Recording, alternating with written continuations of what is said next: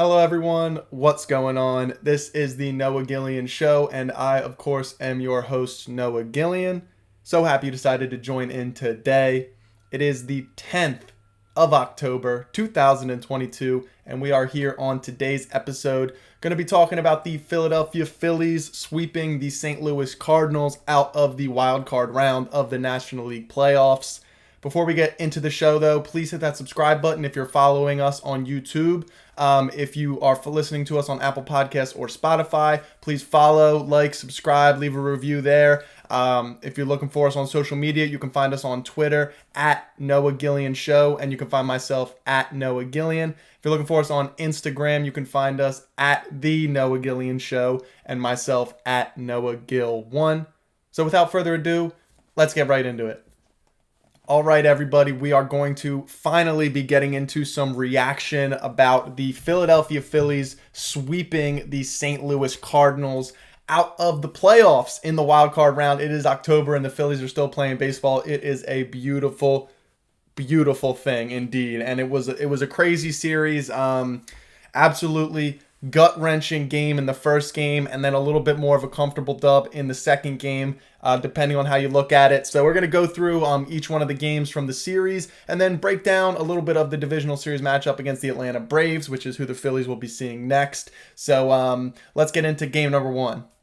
All right, so game one was very, very unique in a plethora of ways. I mean, most of the game, it was absolutely terrible. It was a 0-0 game for a majority of it. And then once the sixth inning came around, the Cardinals took the lead on a Juan Yepez two-run homer.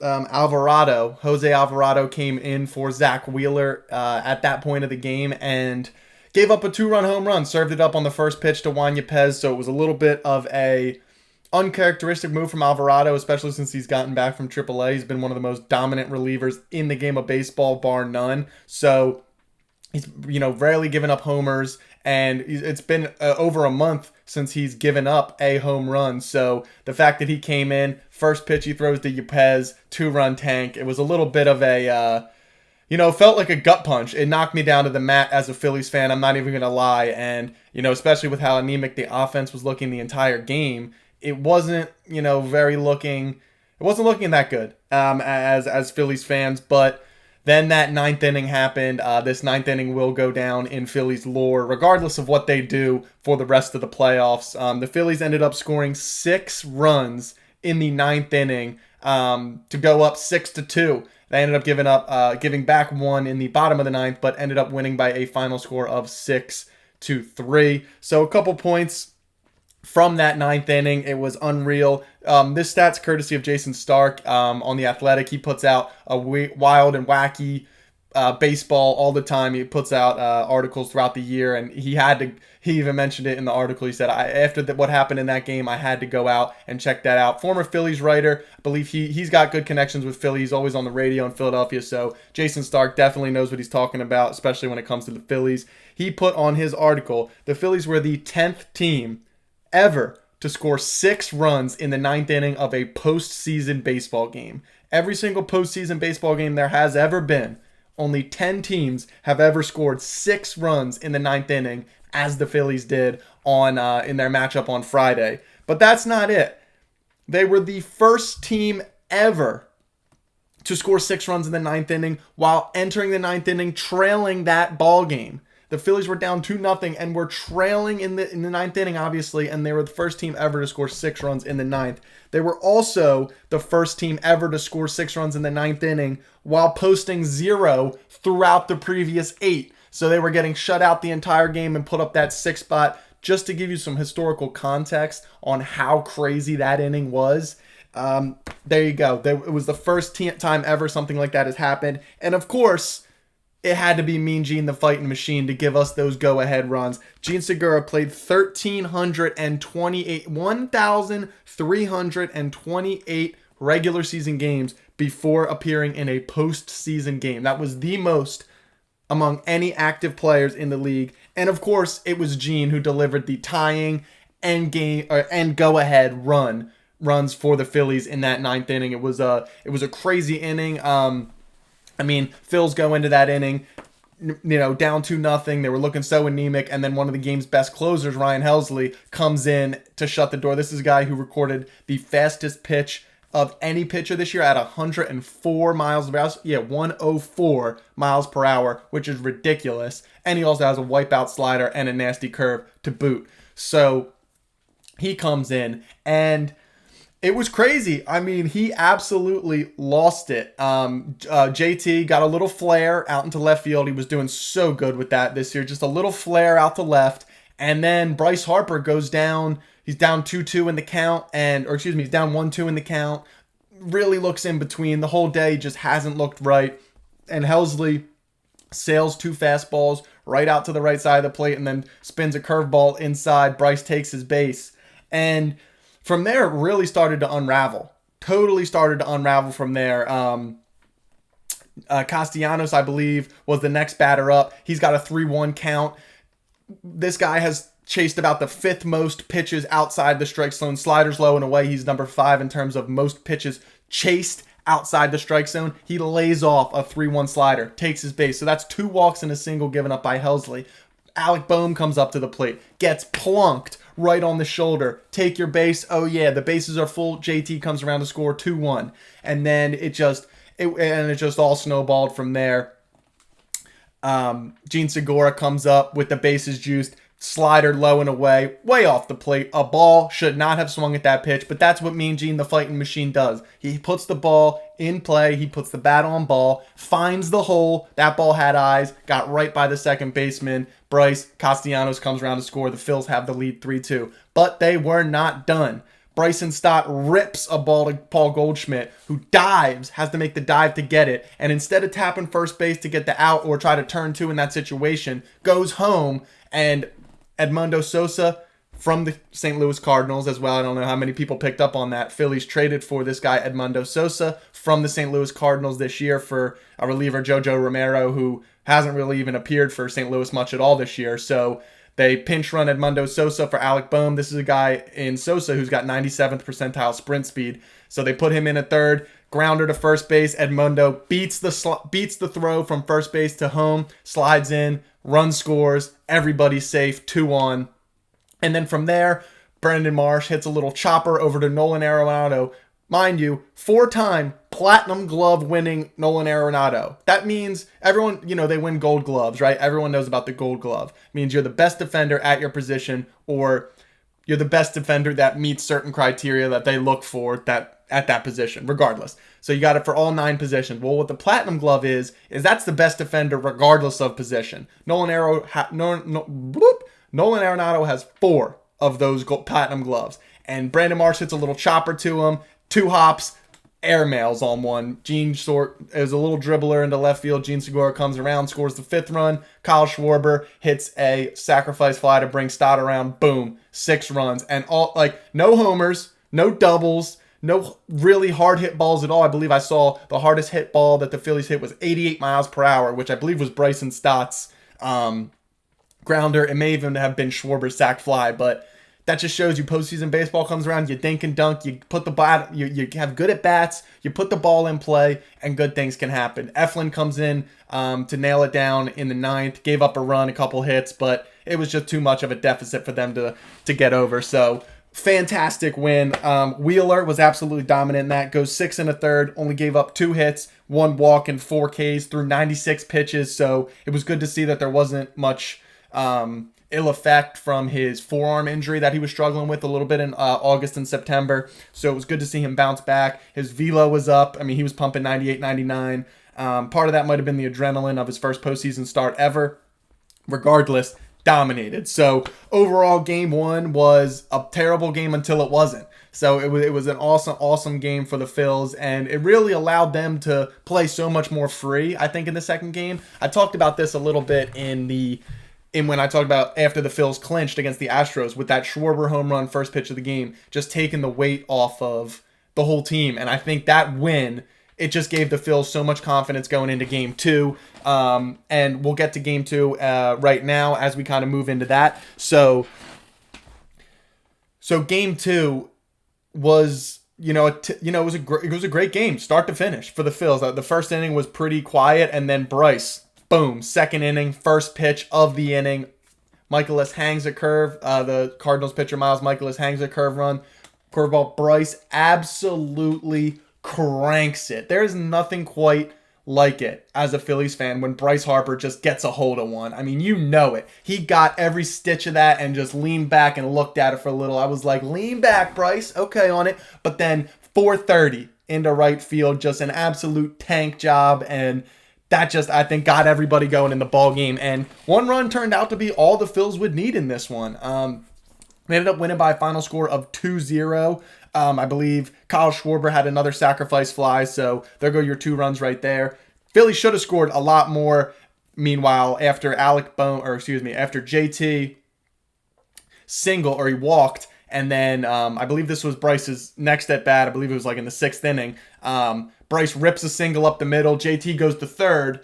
Goes first to third on a ball to center field. The center fielder throws it to third, so Bryce thinks he can take second. Arenado catches the ball at third, throws back to second, ends up getting Bryce. The replay, the Phillies ended up challenging it. The replay looked like he was safe. That's just my opinion. However, he wasn't. So they called him out. They ended up walking Alec Boehm, and then Marsh grounded into 2, or whatever the case may be, or it was 2 out. We didn't score from then on out. So we ended up only winning 2-0. But another fantastic pitching performance from everybody. Aaron Nola was absolutely masterful. He's pitched his 2 best starts he may have ever pitched in a Phillies uniform have came in this past week, which is just crazy to think about. I mean, he's had a couple starts, I believe one this year where he went 9 innings, shut out the Cardinals, or it might have been last year, his first ever complete game 9-inning shutout. He's had multiple games where he's just looked absolutely dominant, but these 2 games, the one in Houston where he had 6 perfect innings, and then this one where he absolutely dazzled. He went 6 2/3, had 4 hits, 1 walk, and 6 Ks. He threw 101 pitches. I was a little upset that they took him out, that Tomper took him out in the 6th inning, but after going over some of the numbers, Yadier Molina was up, so I was confused why they were bringing in a lefty versus a righty hitter. He should have just kept Nola in. He was dealing, yada, yada, yada, but Yadi really struggled with velocity this year, and if there's one thing that Alvarado does not lack, it's velocity. So I think it was a good call by Tomper after reviewing it a little bit more. And then, of course, he got Molina out. So it was a great call in hindsight by Tomper. So just an overall phenomenal game. Let's talk about Alec Boehm for a few minutes, because this kid has made so many strides this year, and it's finally starting to look good from the player development staff of the Philadelphia Phillies. The one thing they have consistently struggled to do is produce homegrown talent. They've been hitting on free agents. You talk about Bryce Harper, talk about Zach Wheeler, talk about JT Realmuto, you talk about these guys that Kyle Schwarber, 46 home runs, lead the National League. You are hitting on your free agent signings. There's no question about that. You're also starting to get some homegrown pitchers like Aaron Nola starting to look good. Zach Eflin starting to, really come into his own. Ranger Suarez. On top of Zach Wheeler, Sir Anthony Dominguez in the bullpen. So you got some of these guys that you're developing on the pitching side, but there really hasn't been any hitters.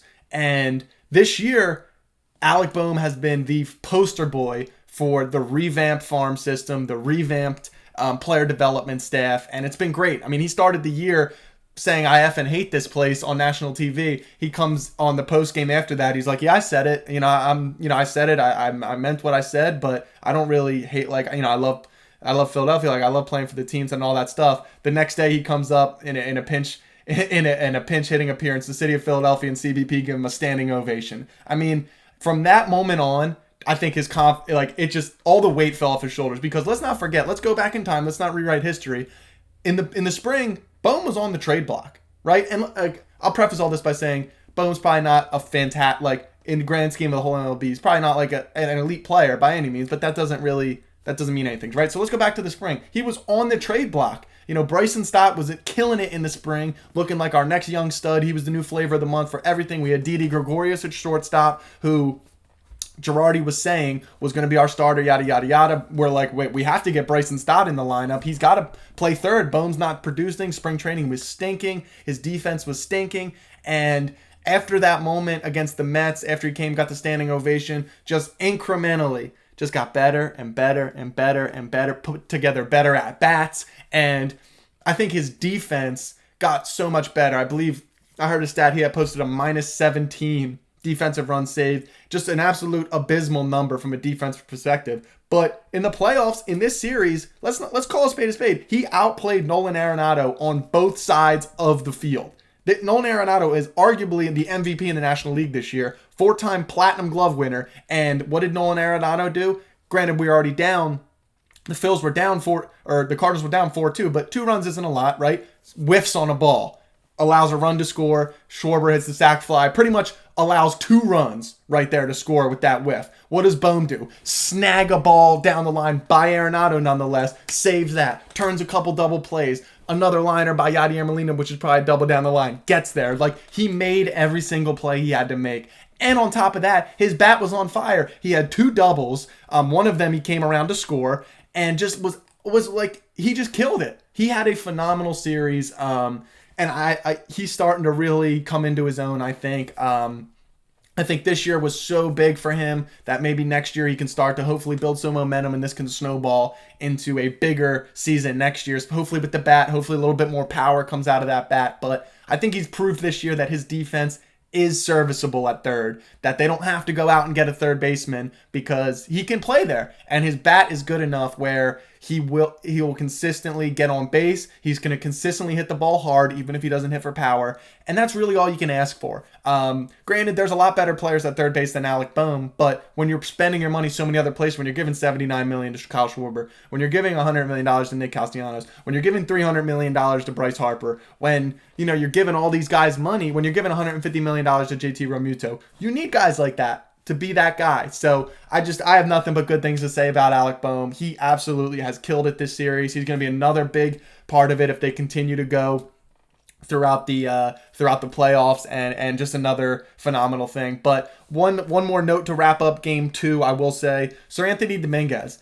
has just been absolutely pooped on by all these national writers who haven't watched the Phillies all year, all these game and analysts that have been predicting these series, like Phillies bullpen isn't really good. They have true guys they can trust in Eflin and Alvarado. There are other guys in David Robertson and Seranthony Dominguez have really, really struggled. They're not really looking that good. Baloney. Seranthony Dominguez is like, yeah, sure, I'll come in the 8th inning. I'll punch Goldschmidt out. Yeah, give me Arenado next. I'll punch him up. Back-to-back Ks to end the inning. 2 men on. Let's not surmise. Bottom of the 8th inning, 2 men on. Goldie comes up, 1 out.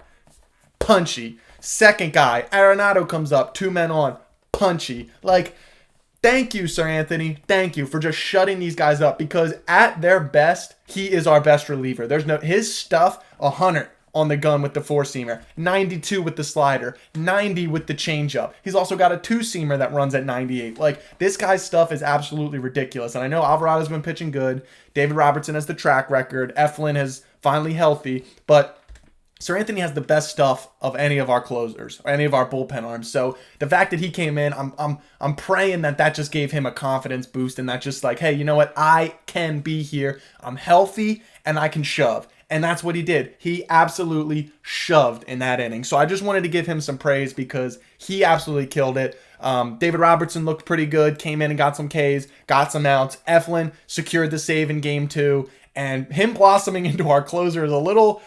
I didn't see that arc coming, but you know what he is? He fills up the strike zone. He's going to make the other team beat him, but his stuff is so good where in an inning, you might not be able to catch up. Like, over the course of a start, you can probably catch on to the sinker. You can pick up on the slider. But in an inning, that sinker is overbearing for hitters. So I love how they're just... Eflin's our closer right now, and everybody else, Alvarado, Seranthony, Robertson, get us there. Get us to the 9th inning. So...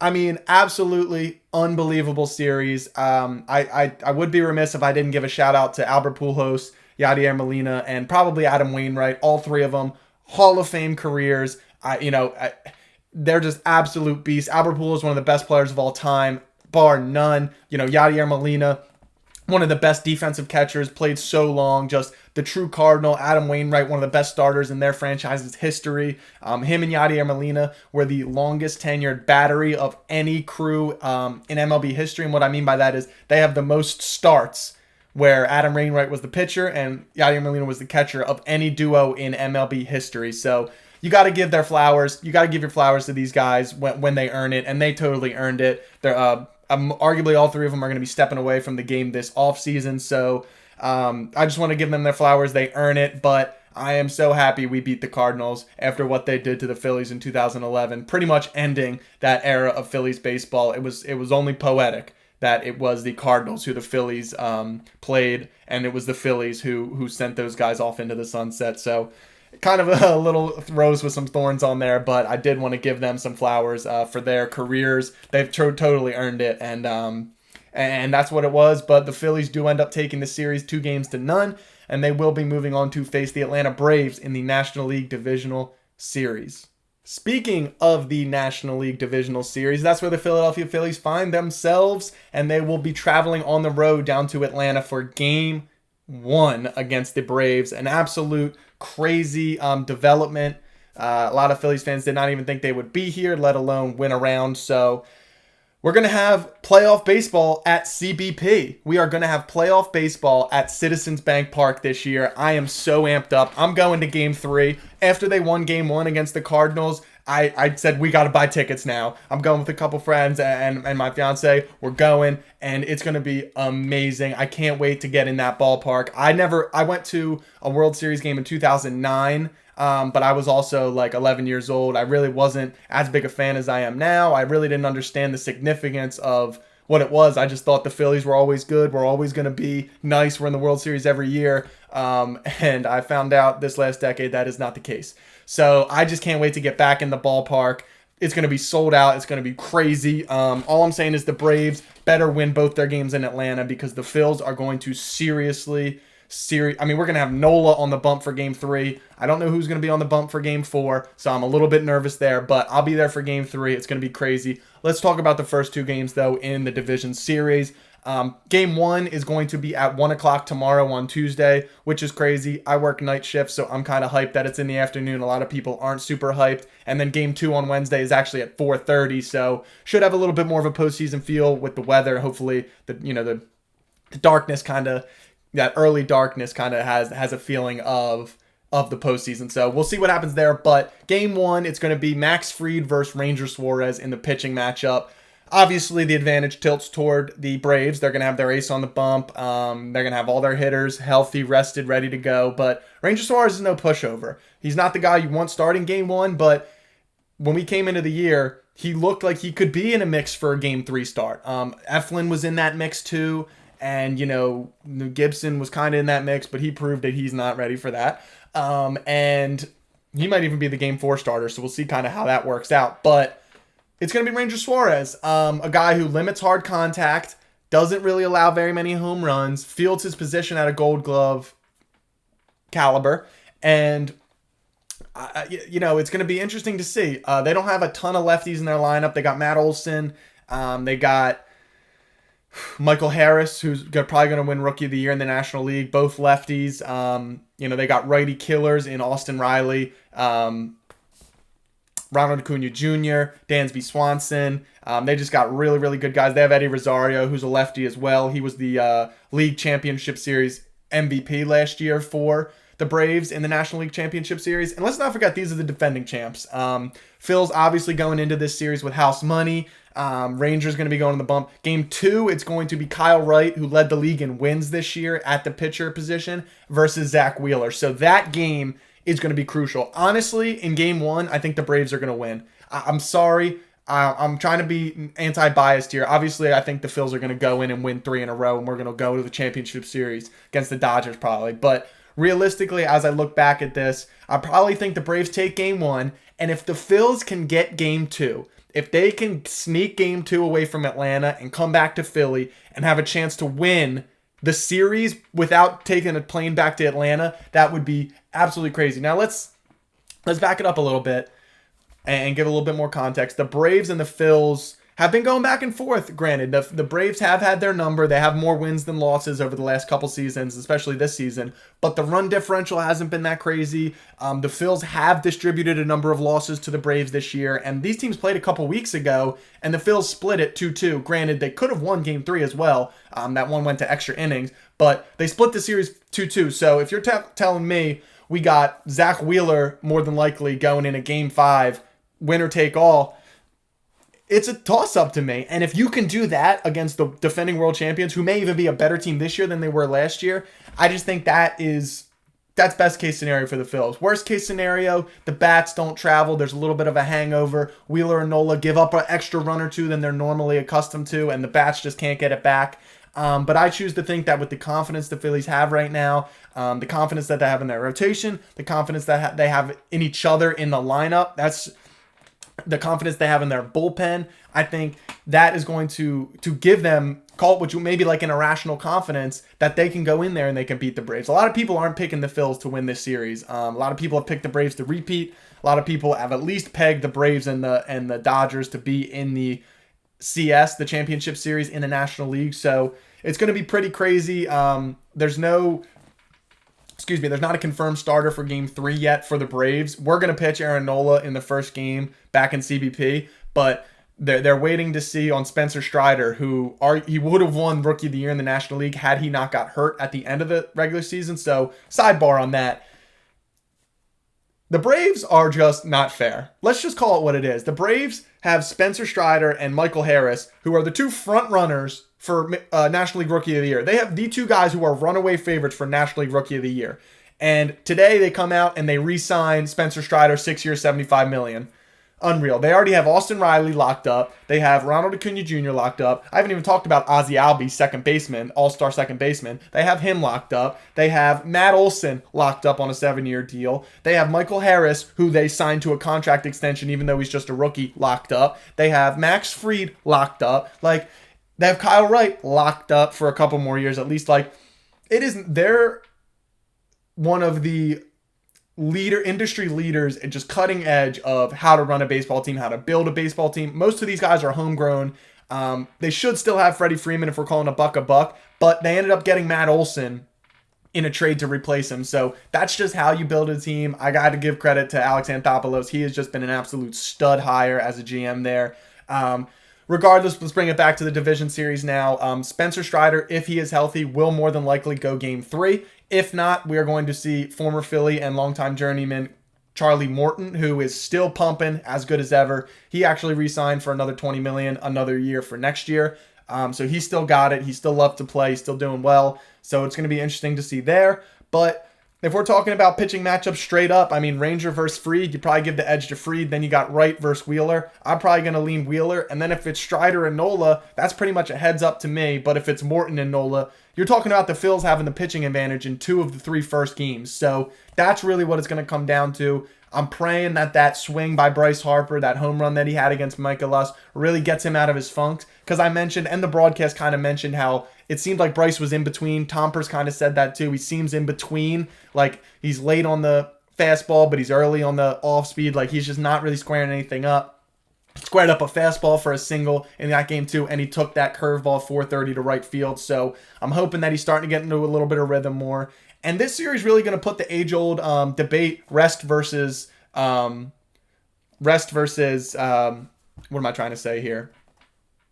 Rest versus rust? I don't know. Yeah, rest versus rust. I don't know what I'm trying to say. Basically, a team that's been playing, this is like in basketball, if a team sweeps and then the other team goes 7 games, it's like, well, this other team's had so much more time to rest, but this other team's been playing so much longer that they're in a rhythm. You know, rhythm versus rest, rhythm versus rust, whatever the case may be. It's really going to put it to the test because the Braves have been sitting around for like 10 days now, not really doing anything, and the Phils have gotten confidence-boosting wins. They've been on the road. They've been traveling. They've been used to this. So I just absolutely can't wait.